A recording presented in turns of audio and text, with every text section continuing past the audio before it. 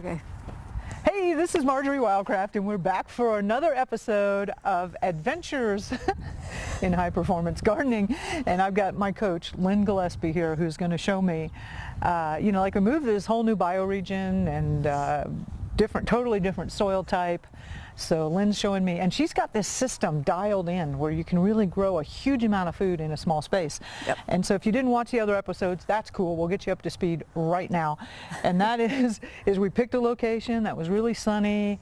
I'm going to organize watering, but I know I got water. And then we leveled off the ground. And today we're going to actually build the thing, right? We're going to build some beds. So yeah. We're going to put landscape cloth all over this? We are, so that the weeds that are in the ground are not going to come up into our bed. Mm-hmm. It's pretty important to do. You know, that's the craziest thing I've seen people do with raised beds is that they won't have like a barrier past the raised bed, and then the grass grows up, and you're like, do you think the grass sees, do you think the grass cares about your board? Of course it's going right under there, so you got to have a perimeter on there. Yeah, you need a little perimeter, yeah. Yeah, that'll be nice. Okay, well, I guess this is just going to be a get it done work today. Yep. Okay. We're going to have a lot of fun and get your beds built. All right, let's do it. Okay, so first we're going to start with the weed barrier. Okay, and then we'll do bricks. Yeah. Okay. We're going to get the weed barrier, get that level first. So it's on the truck here. Also on the truck is our secret soil mix that we made for you we got secret at the farm. Soil. Yeah, I like that. Here, I'll grab this. Okay, so this is 12 feet wide, so we can lay this out here. Hopefully it's long enough. I did bring my 6-foot roll in case this one runs out. Okay.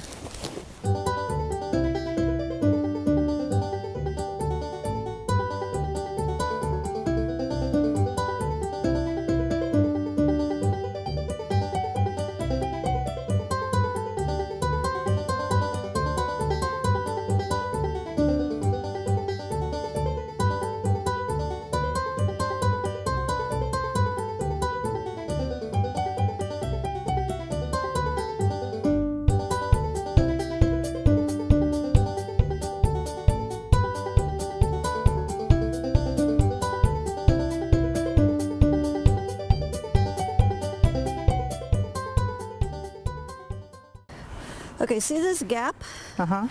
And see how this is like unlevel here and here? So our goal is to get everything level, so this is to be up like this. And so we just put soil underneath here until we get it level. So do you need a level? I've got a big water level. No. We usually just eyeball it. Yeah. Okay. It's a little bit of an art to get your beds level.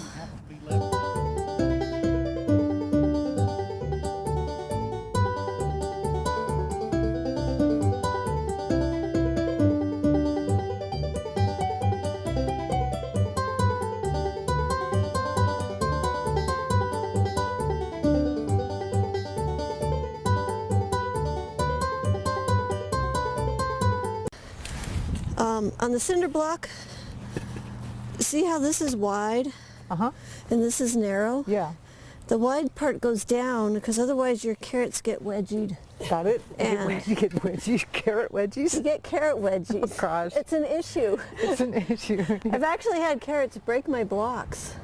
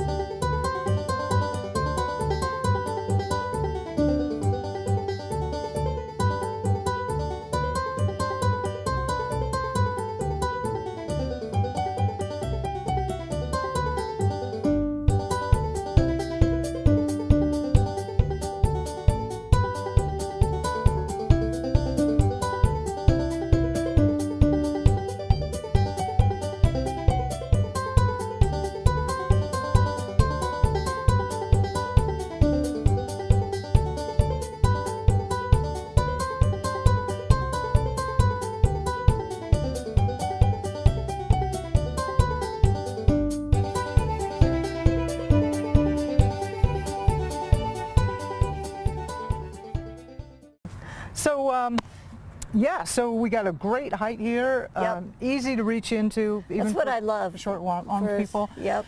And each one of these blocks is only 16 pounds, so it's totally something we could do ourselves, even if we didn't have your fabulous husband Tom doing that with us. He's helping us. He makes it pretty, level. Yeah. I was really surprised at how much care you put in leveling these. I would have probably done it more, you know. That really makes a difference in the long run. Just spend a little bit of time leveling and stuff, and we teach that in the course, how to get the blocks so that they're not tilting and stuff. And that just makes your beds stay together longer. Some of my beds are going on 30 years old now, and the blocks are still in place, and I think it was because we took the care to get it level. Yeah. And while we were building, Lynn was telling me a story about Jennifer. You want to tell me a little bit about that email? Yeah, I got an email the other day. It was really exciting.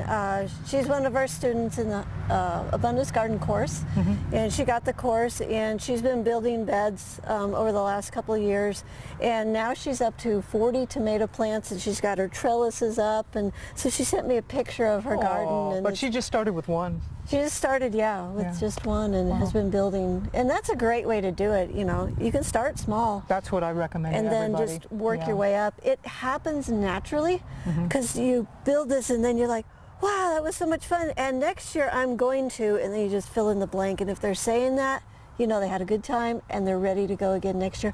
And these gardens just grow and grow and grow. It's really fun. So we're not done yet. No. And I don't even know what's in the secret soil mix. I tried to get Lynn to use my compost, and she said, no, Marjory, no, you've got to use my secret soil mix. So we're going to unload the secret soil and put it into the beds. And the recipe for that is in the course. So everybody gets the secret.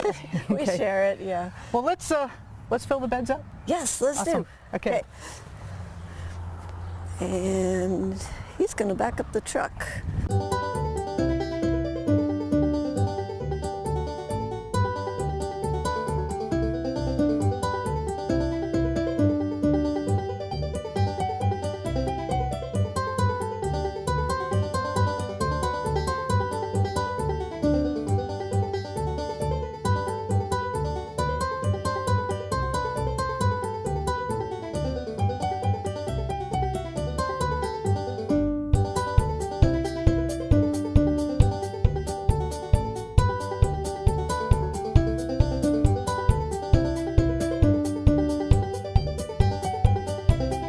Wow, this is some nice stuff.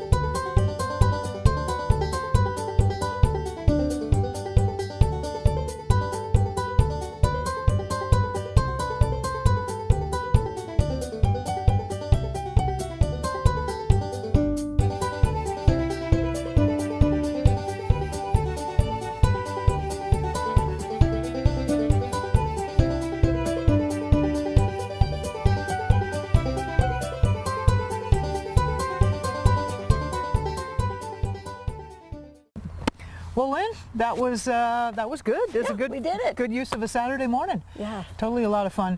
So this is a one-time thing, right? Getting the bed just set getting up. the bed set up. It's an investment. And what would you say that it costs for the blocks and the soil? You know, what does one bed cost approximately? Well, this bed is 3 units, so it's about $300 to put in one of these. But that return is going to come back the very first season in produce. Right. So you're going to get that money back right away. So one thing to do is build one or two. Yeah. Grow it, save the money from the produce. That gives you the funding for the next beds And you can the next beds. And yeah. And that's how that one friend of yours, Jennifer, ended up with like. That's how she did it. Yeah. Yeah, she just built up and built up. Just kept building up, and you can totally save that money out of your groceries. So it's just an investment. And if you don't like the garden, sell your blocks, tear it apart. You know, yeah, you can get your money back out of it. I love cinder blocks. It's one of like my 5 favorite things to have for homesteading. Cinder blocks, T-post, yep, paracord, buckets, baler twine. Baler twine, yeah. So some kind of rope. Anyway, so I've got some homework for next week before we get together next week. Yes, you do. So the soil here, when we mixed it, it's fairly dry. Yeah. And we don't want to put the plants in the dry soil. So what I want you to do is water this every day, and just break the surface and make sure that you're seeing the water going down. And we want that nice and moist before we actually plant. Okay, so every day just soak it in. And that rule that I used to know of, the soil's got enough if you moisten it and it stays shiny for like a count to 3, and then it goes back to being soil. Is that have you ever heard of that guideline? I have not. But it's kind of a good one. I'll go with that. Yeah, okay. This will soak in pretty good, but yeah. And then next week I got some decisions to make, because there really have been deer tracked everywhere. Everywhere. I think the deer, like, I don't know how they do it with their hooves, but I know that they are online on Google, and that they know that I'm planting a garden. And they know that I like pea shoots, and they love pea shoots too.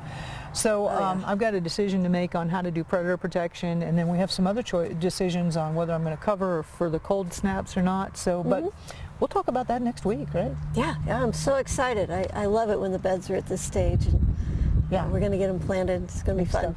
Yeah. This is Marjory Wildcraft with Lynn Gillespie. I'm with the Grow Network, and Lynn's with the Living Farm. And Lynn is my gardening coach this year, and she's showing me how to do high-performance gardening. So catch us next week. Oh my God, I hope that with all this preparation that we don't get wiped out by something. It's totally likely. It's going to be an adventure this year, because we don't know what is in your environment yet, but we will learn. They will come forth and make their presence known. Yeah. We'll see you all next week. Bye. Bye.